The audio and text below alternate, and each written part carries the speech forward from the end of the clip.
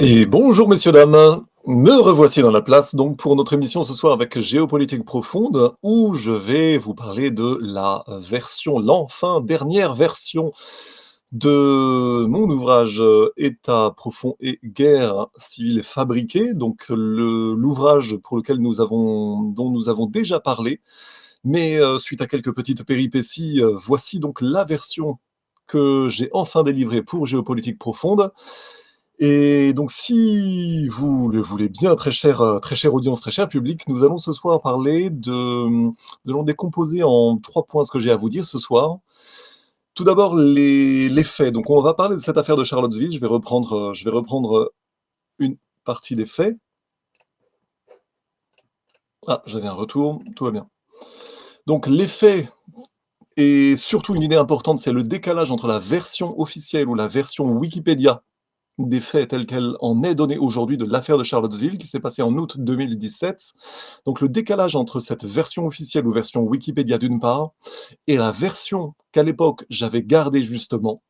Et ce qui est intéressant, c'est de comprendre d'ores et déjà l'aspect 1984 de cette affaire-là, c'est-à-dire le trou de la mémoire d'Orwell, la façon dont on a oublié la moitié du scénario. Donc, premier point, on reparlera des faits, de ce décalage, parce que ça sera vraiment une idée force. Le deuxième point, ça sera les soupçons à l'époque qui avaient été donnés par Steve Petchenik et la façon dont je les ai valorisés. Steve Petchenik donnait déjà un certain nombre d'éléments, mais je dirais également qu'il y avait une certaine limite dans son optimisme et surtout aujourd'hui, nous avons vu qu'il y avait des limites dans son analyse de l'époque, mais c'est ce décalage qu'il va encore nous falloir évoquer ce soir. Et troisième point, nous parlerons de mon analyse à proprement parler, avec notamment une grosse idée, un arrière-plan à envisager qui est très important.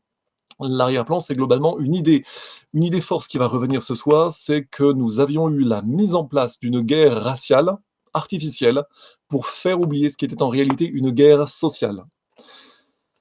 Je m'explique. Donc, pour Charlottesville, on avait eu le 11 et 12 août 2017, nous avions eu 2 manifestations qui étaient inhabituelles à Charlottesville, c'est en Virginie, aux États-Unis. La première manifestation ressemblait anormalement à une marche au flambeau nazi. La seconde manifestation, c'était le 12 août, elle voulait soi-disant unifier la droite. C'était le thème de cette manifestation, mais elle donna lieu à une bizarre collision entre 2 manifestations à l'époque. D'un côté, des soi-disant suprémacistes blancs, d'un côté, qui revendiquaient le monopole de l'appellation alt-right, la droite dite alternative, c'est-à-dire les gens votant pour le Parti républicain, mais prenant leur distance d'avec le Parti républicain. Rappelez-vous qu'on était dans le contexte des guerres de l'ère notamment Bush et Obama, mais que le Parti républicain avait bien participé évidemment aux guerres de l'ère Bush Junior. Donc c'est là où on a eu l'émergence d'une droite alternative, mais nous avions donc ces suprémacistes blancs qui revendiquaient l'appellation alt-right. Et de l'autre côté, c'est toujours le 12 août 2017, nous avions des contre-manifestants, soi-disant antifascistes ou Black Lives Matter, qui étaient donc entrés en collision avec la première manifestation. Ce qu'il s'était passé à l'époque, c'est que les médias du monde entier s'étaient emparés immédiatement de cette affaire pour y voir immédiatement le retour du nazisme au cœur des États-Unis, et ils s'en étaient servis pourquoi? Pour fustiger le président Trump comme s'il avait été responsable de tout cela. Face à ce jeu médiatique immédiatement malveillant et unanime, en fait, Steve Petchenik, un grand expert des opérations psychologiques, un retraité du renseignement américain militaire que je suivais, que je traduisais déjà depuis des années, il avait dénoncé immédiatement un jeu de théâtre, une évidente opération d'agitation propagandaire et de multiples collusions politiques derrière cette opération qui servait en réalité des buts tout à fait autres. C'est-à-dire que derrière cette affaire de Charlottesville en août 2017, nous avions, et il avait envisagé en tout cas, une opération psychopolitique qui avait été conçue par l'État profond pour torpiller le véritable succès populaire à l'époque du président Trump. C'est cette histoire des luttes d'influence identifiables en fait dès l'origine des États-Unis jusqu'à leur prolongement contemporain que je vous propose donc dans cet ouvrage État profond et guerre civile fabriquée de comprendre en profondeur. Ce que je dis, c'est que ce qu'il se passe aux États-Unis, c'est la mise en place d'une guerre civile artificielle entre 2 partis artificiellement radicalisés Et en fait, ça s'appelle une guerre spéciale. L'appellation vient de Roger Faligot dans un ouvrage de 1980 sur la situation, sur ce que les Britanniques avaient fait en Irlande. Mais cette guerre spéciale, radicalisant artificiellement deux partis, on crée deux partis en tant qu'opposition contrôlée artificiellement radicalisée, eh bien, elle prenait l'apparence d'une guerre raciale dont le but était de faire oublier une guerre sociale. Ça va être notre idée force de ce soir. Guerre sociale, c'est-à-dire le vampirisme financier de Wall Street contre le peuple américain. C'est-à-dire que pour faire oublier que Wall Street pille globalement tout le peuple américain, on crée artificiellement des divisions internes au sein du peuple américain avec le maximum de provocation, le maximum de polémique, pour faire oublier au final, quand on horizontalise les luttes, que tout le monde en veut aux uns et aux autres, on oublie de réfléchir à qui est au sommet de la pyramide et que globalement c'est Wall Street et l'usure que tout le monde, que le peuple entier subit de plein fouet et de plus en plus, notamment dans le contexte de la crise de 2008. On va revenir sur ce point, c'est très important. Pourquoi il est important de comprendre cet aspect-là? C'est que ce qu'il s'est passé à l'époque, c'était le modèle de ce qui nous arrive en Europe, et ce n'est pas un hasard, de fait, ce qui nous arrive déjà depuis des années. Mais ce qui est intéressant, c'est que là, c'est doublement ce qui nous arrive en Europe. Roger Faligot, dans Guerre spéciale en Europe en 1980, l'ouvrage dont je parlais sur la situation en Irlande, il avait prédit que le mode opératoire de la guerre spéciale, c'est-à-dire la division artificielle du peuple, ça allait être le modèle des futures guerres de l'OTAN, y compris contre contre le peuple des pays de l'OTAN, donc contre les peuples de l'Occident. C'est donc que l'on a des élites qui orchestrent artificiellement la division interne des peuples de l'Occident. Et ça doit être compris. C'est-à-dire cette guerre spéciale artificielle, cette guerre raciale artificiellement importée, ce n'est pas un hasard, ça a été mis en place directement pour différentes raisons feuilletées qui sont développées donc dans mon ouvrage. Je ne vous en fais qu'un survol ici, mais il est vital de comprendre cette opération Charlottesville aux États-Unis, donc survenue en août 2017, pour bien comprendre le modèle opératoire de ce qui nous arrive aujourd'hui en Europe. Donc voilà pour mon point d'introduction. Et cette idée force d'une guerre raciale pour faire oublier une guerre sociale. Donc je vous souhaite encore une fois bienvenue et je suis heureux de vous parler de nouveau aujourd'hui pour vous présenter ce sujet. Je fais un petit point sur le retard. J'ai eu quelques soucis personnels, vous le savez, mais j'ai surtout rajouté deux cinquièmes de l'ouvrage. Au résultat, vous avez un ouvrage de plus de 500 pages en format A5 ou ça fait 260 pages en format A4. C'est vraiment un ouvrage de fond. Une remarque sur le calibre des travaux que nous vous proposons avec Géopolitique profonde. Il faut parfois des synthèses. Les articles, par exemple, de GP sont des articles de synthèse, mais il faut parfois aussi du travail de fond pour bien faire comprendre justement la géopolitique profonde et l'histoire profonde que nous vivons en ce moment même. Je dis qu'il faut les deux calibres de travaux, parfois de la synthèse, parfois il faut du fond, parfois même il faut des calibres intermédiaires, nous en avions déjà parlé, mais c'est important. D'autant plus que là, l'ouvrage que je vous propose est vraiment sourcé. Vous avez 250 ouvrages en bibliographie. Vous avez surtout des croisements historiques inédits, des points que je n'avais même pas autant développé que ça à l'époque. Donc je vous ai rajouté de la profondeur, j'ai aussi fermé des angles, j'ai rajouté beaucoup de sémantique, du vocabulaire pour désamorcer justement cette guerre raciale en mettant en évidence une logique d'asymétrie, des asymétries artificiellement créées, des distorsions de la réalité, des techniques médiatiques, des jeux d'influence qu'il nous faut comprendre vraiment en profondeur.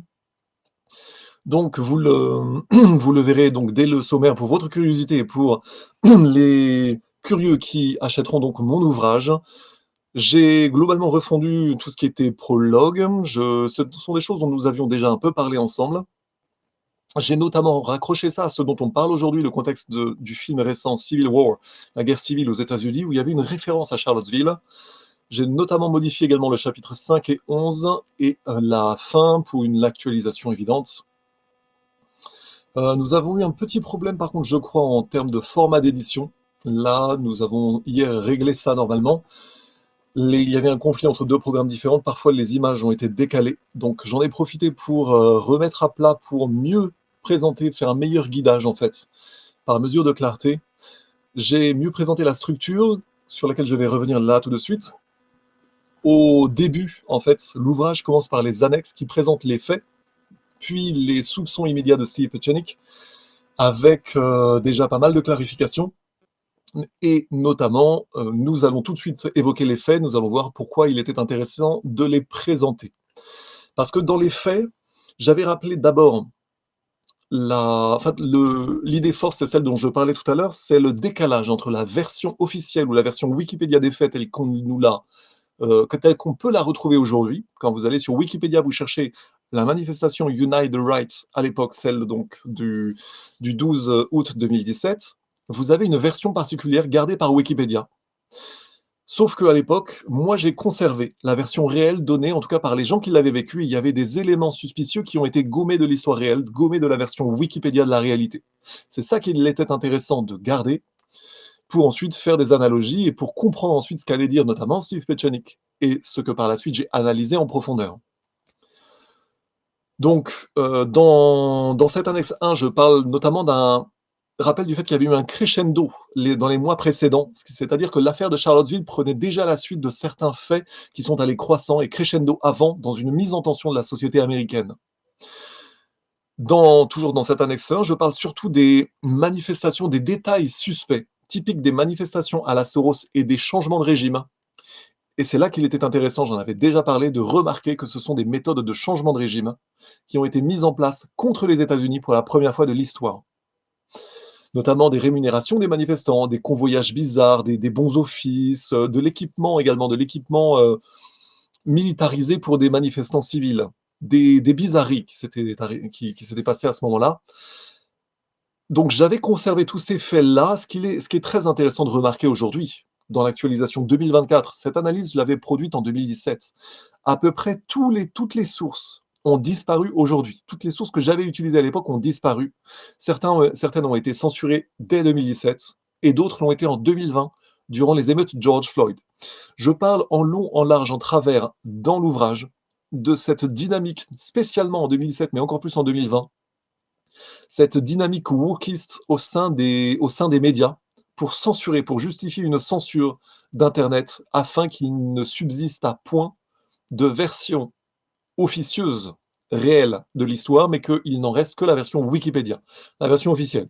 Évidemment, nous pourrions trouver d'autres exemples historiques de ce genre de censure. Il y avait aussi un autre aspect, c'est que donc j'ai conservé tout ça pour l'histoire, mais ce qui était intéressant aussi, c'était l'aspect spectacle, avec des codes culturels bizarroïdes. La première manifestation, il y avait des codes tout à fait nazis, une retraite au flambeau qui était vraiment suspect.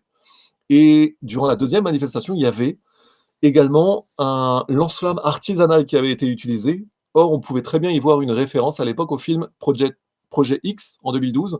En tout cas, il y avait une drôle de mise en de collision spectaculaire des manifestations, avec notamment clairement un maintien de l'ordre anormal. Et ça, c'est très important parce que on voit que dans tous les épisodes, on en a déjà parlé notamment, c'est vraiment récurrent dans l'histoire et j'en donne d'autres exemples dans l'ouvrage. Vous avez des stand-down, des ordres de stand-down, des ordres de défaillance de l'État, de démission ou de défaillance de l'État qui sont donnés. Or, dans les sources également de l'annexe 1, je parlais du fait que la police s'était elle-même étonnée de ces ordres bizarres qui avaient été donnés. Or, la police elle-même avait été censurée. Des policiers qui s'étaient exprimés à ce sujet-là avaient été censurés. On avait également des nationalistes blancs qui parlaient avec Jason Kessler, qui était l'un des leaders de cette manifestation donc du 12 août 2017, qui parlait d'un piège qui avait été organisé contre eux. En tout cas, dans tous ces faits, il y avait la possibilité d'une investigation qui allait nous permettre d'envisager quelque chose comme un coup d'ingénierie sociale, une sorte de coup en douce qui relevait de l'ingénierie sociale et dont le but était, et ça c'est l'un des grands sujets de l'affaire de Charlottesville, c'était de rabattre les électeurs américains vers le Parti démocrate, notamment les électeurs soi-disant racisés, vers donc le Parti démocrate, ceci en diabolisant ou en nazifiant le président Trump. En tout cas, c'était clair qu'à l'époque, les médias alternatifs et les reporters indépendants présents sur zone avaient remarqué la guerre civile est lancée, artificiellement lancée aux États-Unis. Donc on est en août 2017 toujours. Toujours dans cette annexe 1, je parle d'analogie, mais ce qui est important aujourd'hui, c'est d'en avoir, on va dire, la synthèse du travail dont je parle, et c'est ce de quoi étaient parties les prises de conscience. Dès l'annexe 1, j'articule tout ça pour que vous compreniez la suite du propos, c'est que des logiques d'agitation propagandaire avaient déjà été dénoncées par Steve Petchenik, notamment à Chicago. Chicago, c'est de là d'où vient Obama, notamment, Il y avait là-bas une partie particulièrement subversive et fanatique d'une certaine communauté américaine, communauté juive américaine, notablement d'origine russo-polonaise. C'était Steve Petchenik, juif lui-même, qui en parlait clairement, les anciens révolutionnaires pré-1917 de Pologne et de l'Empire russe qui étaient arrivés aux États-Unis et qui se servaient d'une agite-prop instrumentalisant les Afro-Américains pour augmenter son pouvoir en instrumentalisant la partie la plus manipulable et agressive de la communauté afro-américaine contre la société blanche, contre la société WASP, et c'était présenté comme quelque chose. Enfin, il y avait toujours de bonnes raisons de le faire, évidemment. Donc ça, c'était un vrai sujet et qui avait été dénoncé par Steve Petchenik. Les Blancs allaient toujours être présentés comme racistes, comme suprémacistes, soi-disant, alors que le but, c'était juste de l'agite-prop politique, c'était de garantir le fait que Chicago, le creuset de la mafia politique américaine, de l'État profond, comme entre New York et Chicago, c'est vraiment les deux creusets, avec Los Angeles, donc toutes les villes vraiment très woke, eh bien, un jeu artificiel d'agite-prop avait été créé. Alerte Info. Géopolitique profonde prend sa place dans le paysage médiatique français. Bonsoir à tous, vous êtes sur Géopolitique Profonde, la chaîne qui est là pour remplacer les médias subventionnés. On investit maintenant la rue et on veut vous entendre. Le gouvernement de M. Macron nous a obligés et nous a enfermés chez nous. Mais on a besoin de votre soutien. Alors cliquez sur le bouton j'aime pour nous soutenir.